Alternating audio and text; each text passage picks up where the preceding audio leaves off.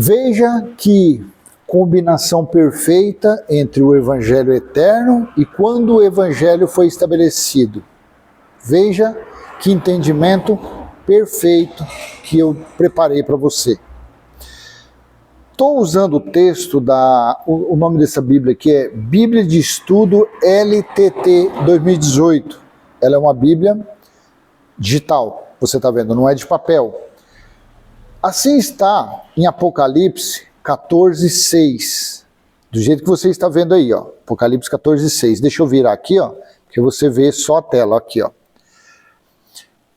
E vi um outro anjo voando no meio do céu, tendo o evangelho que dura para sempre, o evangelho eterno que dura para sempre, para pregar as boas novas àqueles habitando sobre a terra, mesmo a toda nação, tribo, língua e povo. Por que foi falado nesse versículo 14, o evangelho que dura para sempre? Se você ver em outro texto, ele fala que é o evangelho eterno. Qual o significado da palavra evangelho?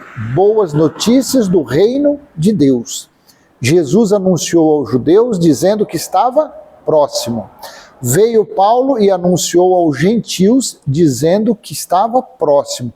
E por que aqui no capítulo 14 do versículo 6 de Apocalipse está falando que ele é um evangelho que dura para sempre? Sabe por quê?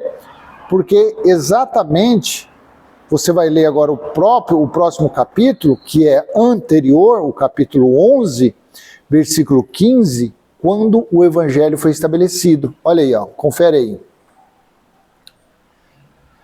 O sétimo anjo fez soar a sua trombeta e houve grandes vozes no céu dizendo: vieram a ser os reinos deste mundo, os reinos do nosso Senhor e do seu Cristo, e ele, o Cristo, reinará para os séculos dos séculos.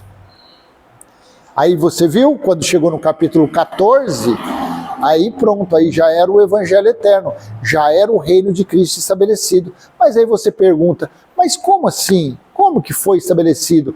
Ué, é só você entender o capítulo 1 de Apocalipse e o versículo 10. Assim disse João: eu estava no Espírito no dia do Senhor, eu fui arrebatado no dia do Senhor. Quando você vai buscar passagens nas profecias, Paulo falou, Pedro disse que o dia do Senhor viria como ladrão, você vai entender que aquele dia do Senhor que João falou que foi arrebatado ou que ele estava no Espírito, era o grande julgamento de Deus, era o grande juízo de Deus, que ocorreu durante 3 anos e meio, da metade do ano 66 até a metade do ano 70, que foram os 1260 dias, 42 meses, metade de uma semana, metade de um tempo. Então entendeu agora? No capítulo 14, falou o evangelho para sempre, o evangelho eterno. Por quê? Você voltando lá, quando foi tocada a 7ª e última trombeta, se cumpriu o quê?